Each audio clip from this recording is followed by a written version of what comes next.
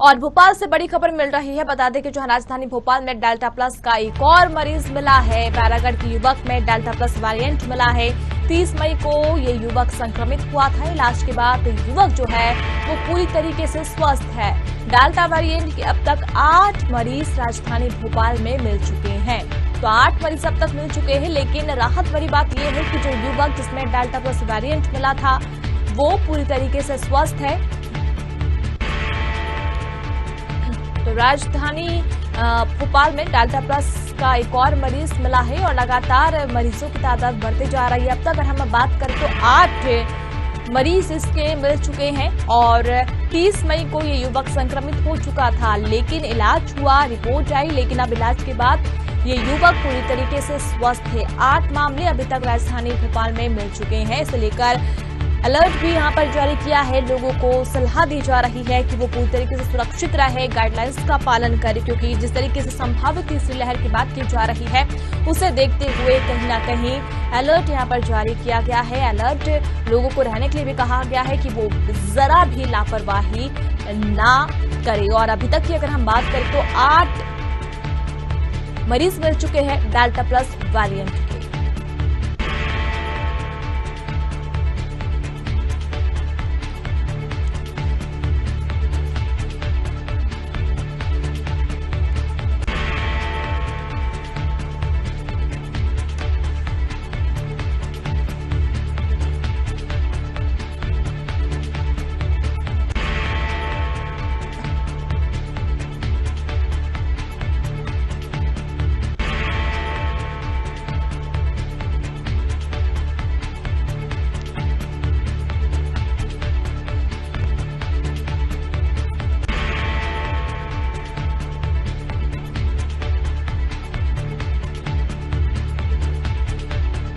और चलिए इसी खबर पर ज्यादा जानकारी लेते हैं। साधना न्यूज का एडिटर इन चीफ डॉक्टर शिशिर उपाध्याय जी हमारे साथ फोन लाइन पर जुड़े हुए हैं।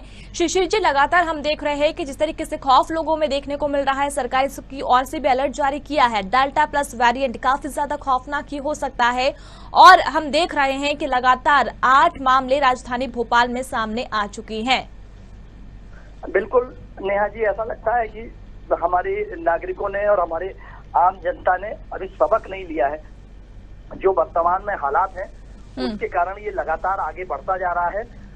बहुत सारी सावधानी सरकारी घोषणाओं के बाद भी डेल्टा प्लस के बारे में जिस तरीके से मार्केट में लोग भीड़ में आ रहे हैं, जिस तरीके से लोग सब लोगों के बीच में उपस्थित हो रहे हैं, उससे ये और खतरनाक होता चला जाएगा। क्योंकि पहले एक प्रकरण आया था आज से 1 महीने पहले करीब, और उस प्रकरण के बाद आज भोपाल में ही आधा दर्जन से ज्यादा मामले सामने आने का ये बताता है कि आम जनता सेंसिटिव नहीं है। और यही वजह है शायद कि हम फिर से एक बार भयावह की स्थिति की तरफ ना बढ़ जाएं, इसलिए तत्काल इस पर कड़ी कार्रवाई करना चाहिए। और मुझे तो लगता है कि ऐसे लापरवाह लोगों के खिलाफ कार्रवाई करना चाहिए, ताकि वो खुद के तो दुश्मन हैं ही, वो समाज के दुश्मन है, परिवार के दुश्मन भी हैं। जो लोग बिना मास्क के सोशल डिस्टेंसिंग का पालन नहीं कर रहे हैं, और ये उनका सबसे बड़ा अपराध होता है। शिशिर जी, अगर ये डेल्टा प्लस वेरिएंट को अगर हम समझने की कोशिश करें आसान शब्दों में, तो जरा हम भी आपसे जानना चाहेंगे कि ये डेल्टा प्लस वेरिएंट आखिर है क्या और ये कितना खौफनाक हो सकता है? नेहा जी, एक्चुअल में जब आपको याद होगा 19 में जब कोविड आया था, उस कोविड के बाद ये वायरस अपने आप को जैसे जैसे हम लोगों ने सभी लोगों ने वैक्सीनेशन कराया, सावधानी रखना शुरू करी, तो ये अपने आप को बदलता रहता है। ये वही वायरस है जो 2019 में जब आया था, तब इसकी मारक आपको याद होगा 2019 में बहुत कम मौतें हुई थी। लोग अस्पताल आते थे, ठीक होके चले जाते थे। यही जब 2021 के मार्च अप्रैल में जब इसने अपना कहर ढाया है, तो वो कहर आज की स्थिति में हमारे यहाँ लाखों लोगों की डेथ हुई है। उसमें गवर्नमेंट कितना स्वीकार करती है ये अलग बात है। आंकड़े भोपाल में 200 लोगों की मौत होती थी और आंकड़े सरकारी आंकड़े आते थे कि मात्र 3 मौतें हुई हैं। ये अलग बात है कि वो कौन किससे मौतें हुई हैं, लेकिन मौतें बहुत हुई। और अब उसने जब उसका रोग प्रतिरोधक क्षमता बढ़ गई लोगों की, लोगों ने वैक्सीनेशन करवा लिया, तो नेहा जी अब इसमें जो ये संक्रमण है और जिस तरीके से वायरस ने अपना वो रूप बदला है, अब डेल्टा प्लस सीधे वो है, और वो नाक के माध्यम से, मुंह के माध्यम के अलावा स्पर्श से भी वो संपर्क में आ रहा है। और इसमें आम आदमी का सबसे बड़ा बचत का तरीका सिर्फ ये है कि अगर किसी को भी थोड़े से भी लक्षण नजर आ रहे हैं जो उसके समझ में नहीं आता कि उसको ये प्रॉब्लम है, तो उसको तत्काल घर में एकांत में रहना चाहिए। जैसा सरकार ने बहुत सारे सेंटर बना रखे हैं, उस सेंटर में चला जाए, अस्पतालों में चला जाए, और भीड़ भाड़ से बचने की बहुत जरूरी हो तभी भीड़ में जाए, मास्क ना उतारें। और सबसे इम्पोर्टेंट चीज है कि अगर आपको जरा सा भी लक्षण नजर आता है तो आज भी इसको डॉक्टर ये नहीं बता पा रहे हैं कि इसका एक्चुअल में उसने जब वायरस ने अपने आप को चेंज किया है तो लोग ये नहीं बता पा रहे हैं कि इसमें सबसे महत्वपूर्ण कि एक आखिर इसके लक्षण कैसे नजर आएंगे। तो अभी बहुत सारी स्थिति है, 28 दिन में, 15 दिन में, 20 दिन में इसके रिजल्ट आते हैं। दिल्ली से इसको जांच कराई जाती है।